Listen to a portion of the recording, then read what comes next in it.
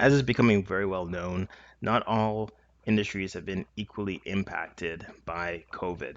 Around 41,000 Ontario construction industry jobs are at risk due to deficits. The Residential and Civil Construction Alliance of Ontario has warned that the construction industry and the region's economic recovery are both at risk if provincial and federal governments don't collaborate on an additional round of funding in early 2021. Municipalities are wrestling with significant deficits this year due to the COVID-19 pandemic. As an example, the RCCAO, again, Residential and Civil Construction Alliance of Ontario, cited the City of Toronto, which will be forced to use 800 million in capital funds to cover its 2021 deficit in the absence of a new deal. This is an urgent matter as failure to come up with a deal will result in massive job losses, deteriorating infrastructure, and stall any possibility of economic recovery, said Peter Smith, board chair at RCCAO. Governments must once again work together to enable funds to flow and ensure that municipalities don't have to raid their capital budgets to pay for COVID-19 related operating expenses.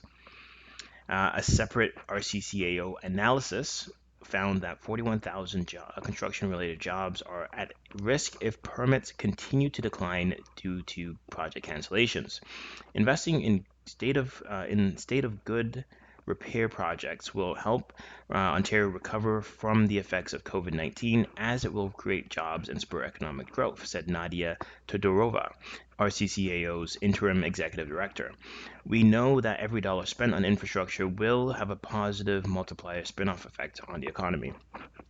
I think this is very interesting. I mean, I think it's a good idea because it's money that would be spent anyways on infrastructure.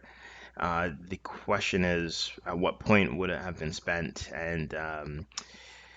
But yeah, I mean, if it's a matter of getting people back to work and spending money that would be we would need to spend anyways, I think it's a smart decision to keep people employed, gain like in a way that's actually productive, right? It actually is doing good to give them money so they're still maintaining skills, all that kind of stuff. They're using the skills that they already do have, and it's allowing them to continue to make payments on everything else that's coming up, the mortgages, all that kind of stuff. So we're still supporting the economy, and to allow for a transition back to non-COVID times because everybody is still working, right? No skills have been left rusty, especially if this is one, and especially if this is an industry that has been impacted more so than others, right? So here's a way of minimizing the impact on this industry at the same time,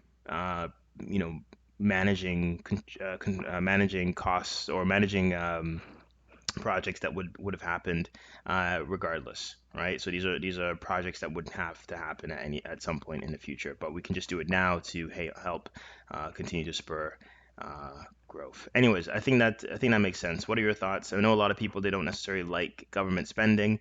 I'm not necessarily a fan all the time, but I think something like this, when it's very targeted and it can obviously help people that have been hit the hardest, as well as it's something that it would be done anyways. I think it makes a lot of sense to produce funds for that, get funding for that. Anyways, let me know what your thoughts are, and you know, like, share, and subscribe.